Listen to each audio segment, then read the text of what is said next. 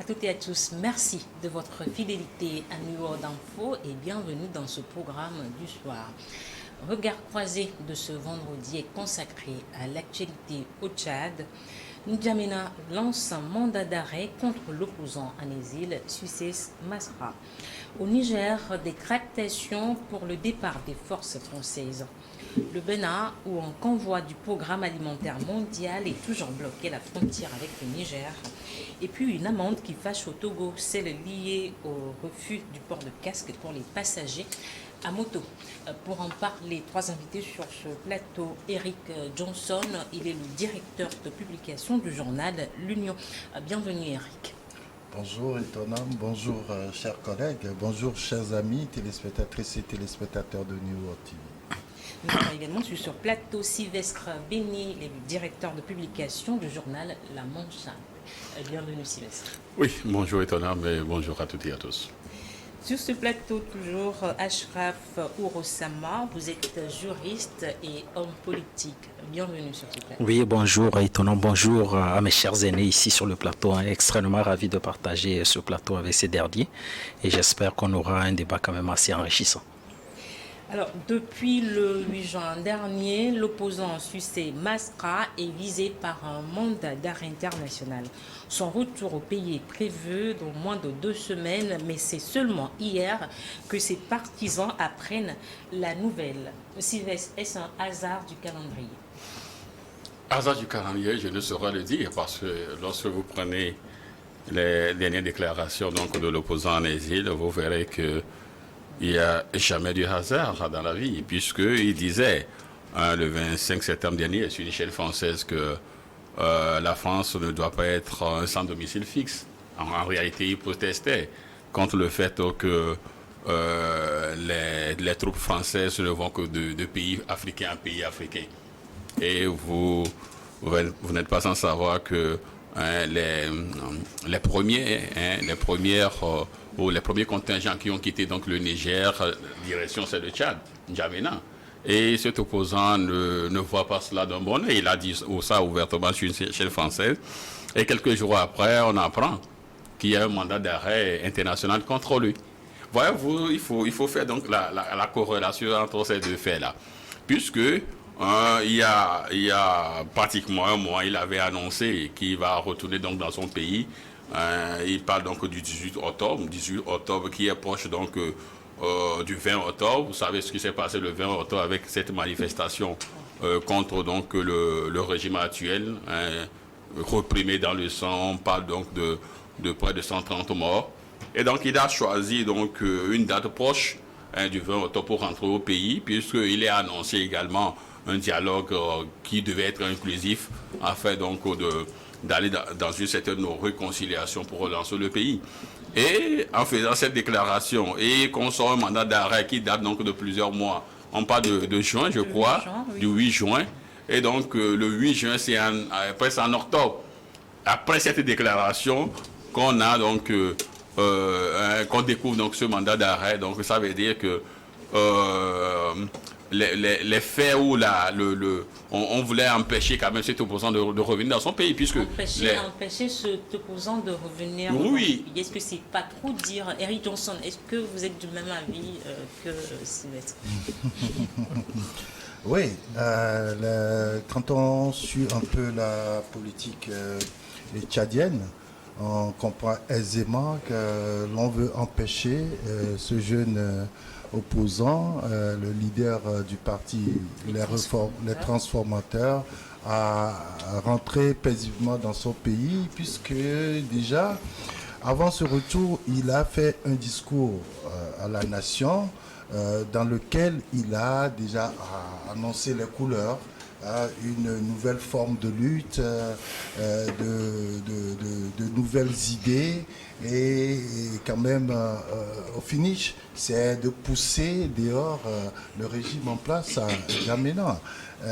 Dit comme ça veut dire que Succès Masra compte sur beaucoup de ses soutiens et quand il sera au pays, qu'adviendra-t-il?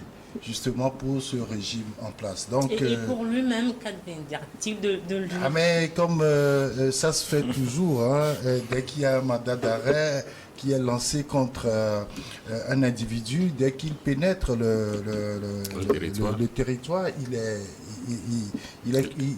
embarqué. On l'embastille tout de suite parce que vous savez, un mandat d'arrêt international, c'est pour arrêter. Et mais donc, pourquoi jusqu'à présent Sucé Masra n'a pas été inquiété où il est en exil aux États-Unis. Alors, est-ce que ce mandat d'arrêt a été motivé pour que la justice américaine puisse prendre en compte la demande de l'État tchadien pour expatrier Sucé Masra? Donc, et non seulement ça, est-ce que Sucé Masra a déjà posé un acte délictueux qui puisse permettre à l'État tchadien de délivrer un mandat d'arrêt international qui puisse agir depuis les États-Unis?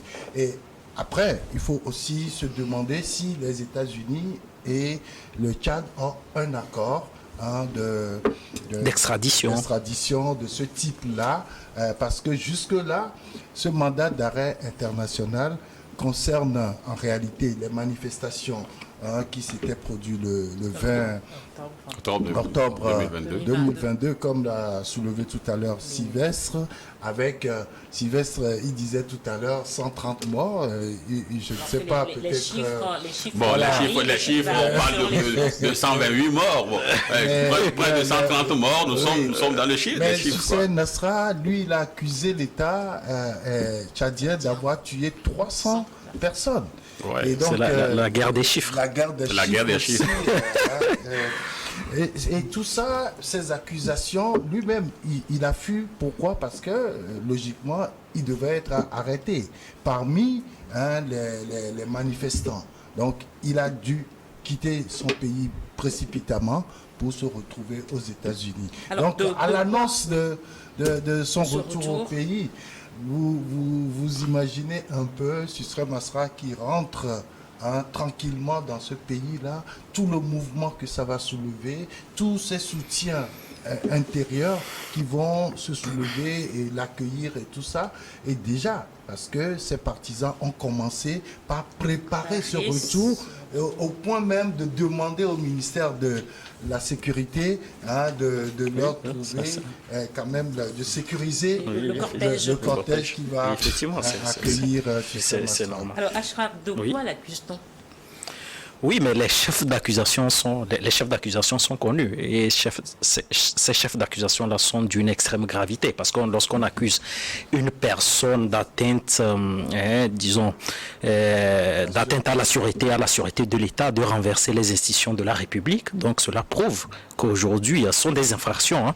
Parce que, vous savez, on parle de la classification tripartite des infractions en droit et tenter de renverser, disons, les institutions de la République sont qualifiées de crimes. Donc, à partir de là, c'est l'infraction la plus grave.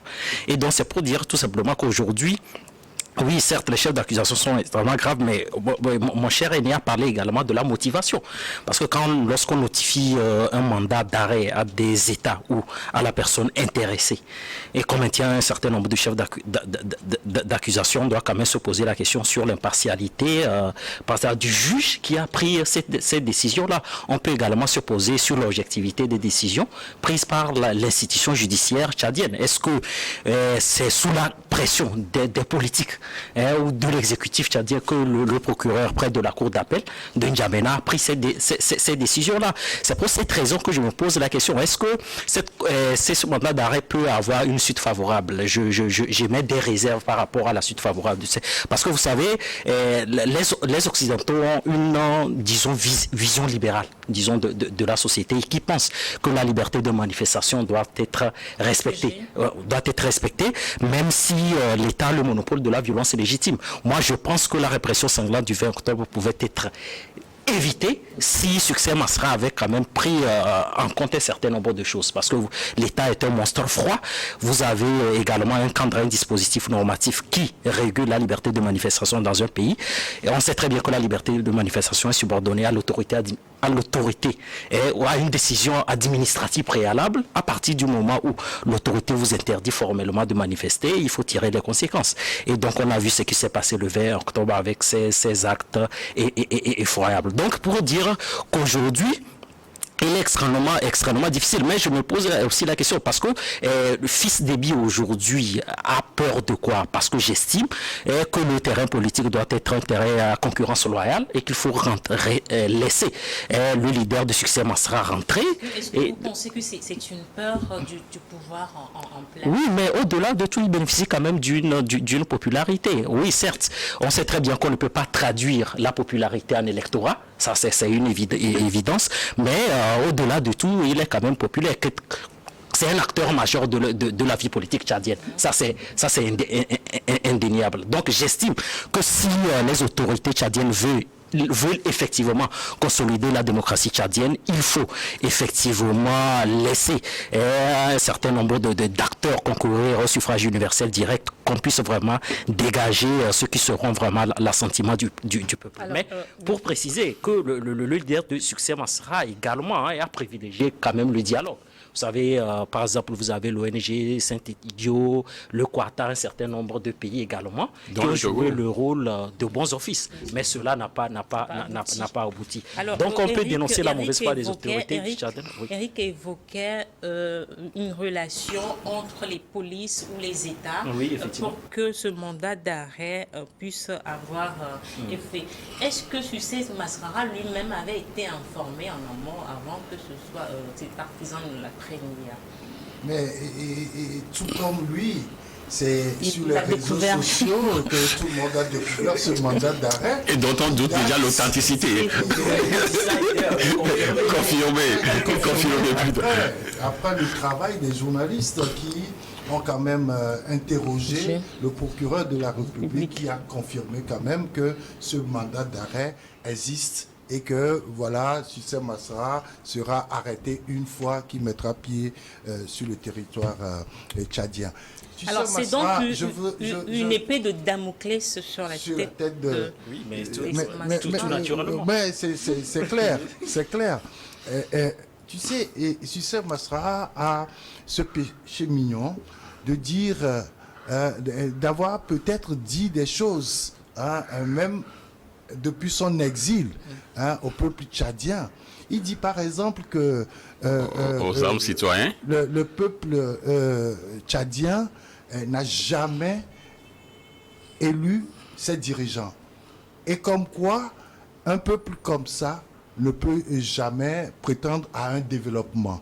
Et donc, pour lui, il faut tout faire pour que les Tchadiens puissent véritablement élire leurs dirigeants. Ça donne déjà sa prétention à se présenter aux prochaines élections 2024. Donc on est en 2023. C'est pas loin. Et il faut faire aussi une corrélation entre cette idée et le mandat d'arrêt qui est tombé sur les réseaux sociaux. Alors, je voudrais aussi dire un truc quand Achraf disait tout à l'heure que faire un coup d'État est un crime, et je voudrais ajouter tout simplement un crime indescriptible, selon la nouvelle constitution malienne qui a été adoptée par Assimi Goïta, qui est un pur produit d'un coup d'État. Aujourd'hui, dans la constitution malienne, désormais, de crime indescriptible. Voilà. Non, imprescriptible. Non, écoutez, moi je voulais juste prendre là où tu as chuté en faisant donc un rapprochement avec le Déby Junior. Comment vous l'appelez, Kaka? Comment vous l'appelez? Déby fils. Ah, Déby, moi je l'appelle souvent Déby Junior, quoi. En réalité, lui, il a un nom. Oui, bon, tout compte fait, gardons le Déby. Mais il est junior, puisqu'on a connu le senior. Alors, ce que moi je voulais dire, lui aussi c'est un produit donc du coup d'État.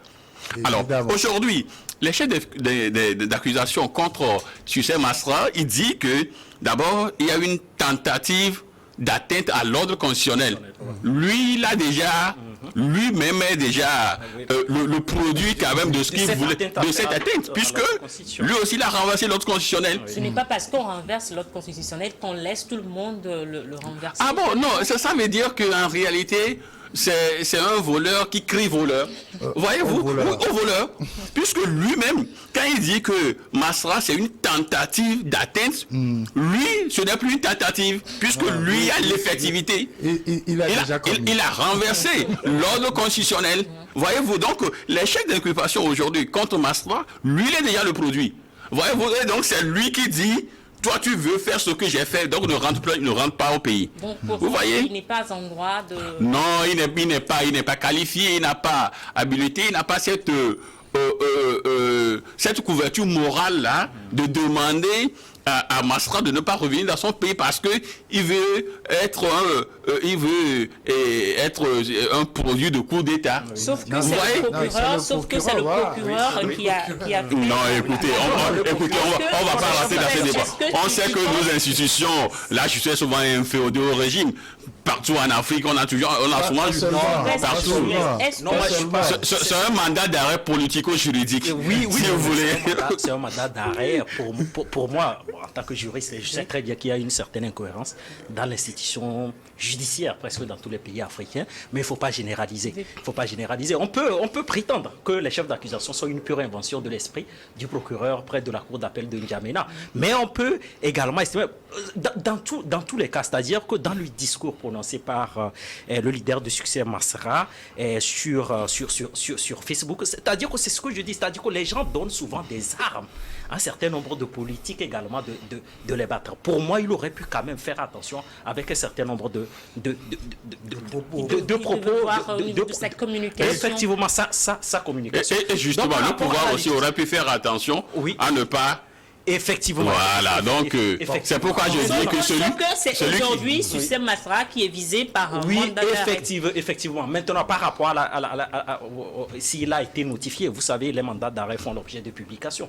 On n'a pas besoin, ce n'est pas une convocation de la police judiciaire. Pas une citation. Voilà, une citation directe, dès lors qu'elle fait l'objet de publication. Puisqu'on le fait l'objet de publication, pour dire à tous les États de coopérer avec l'État en question. Donc, je crois qu'aujourd'hui, ce rapport conflictuel entre le leader du Sucé Masra et les autorités tchadiennes risque de perdurer, mais on sait très bien qu'il y a une volonté manifeste des autorités tchadiennes de l'exclure définitivement des élections présidentielles de 2024. Sylvestre, est-ce que tu penses qu'il va vouloir tenter à nouveau de défier le pouvoir de N'Djamena et rentrer dans son pays? Non, écoutez, il a cité un certain nombre de pays, dont le Togo, puisque le Togo faisait partie donc de ceux qui ont œuvré pour qu'il y ait cette accalmie là que nous avons aujourd'hui, pour qu'il y ait d'ailleurs le dialogue. Donc il a cité le Togo, il a cité la France, Saint-Égidio et tout. Il demande donc à ces pays-là qui étaient en amont, qui ont œuvré à ce qu'on ait cette situation aujourd'hui, de continuer à travailler pour qu'ils puissent rentrer en paix. En fait, c'est son pays. Un président ne peut pas demander à un fils du pays de ne pas rentrer. Maintenant, les chefs d'inculpation, c'est que tout cela, c'est politique. En réalité, donc il faudrait qu'il y ait un dialogue inclusif, sincère, pour que l'opposant puisse rentrer dans son pays. Et puis on va aux élections. Il y a un doute sur son retour. Non, pour l'instant, s'il rentre, s'il force ici, rentre, on le prend. Aujourd'hui, nous sommes dans la loi du foot, oui, on le prend. Malheureusement, c'est ça la politique, c'est triste. On a eu cet exemple chez nous. Oui, Agbomé est rentré en 2002, on l'a pris. Il était même rentré par les oui, on lui a donné même les garanties, mais il est rentré, on l'a pris. Bon, généralement, les pouvoirs forts, c'est cela, quoi. Il n'avait pas eu toutes les garanties. Il restait une garantie, voilà. Nous allons marquer une pause et revenir après.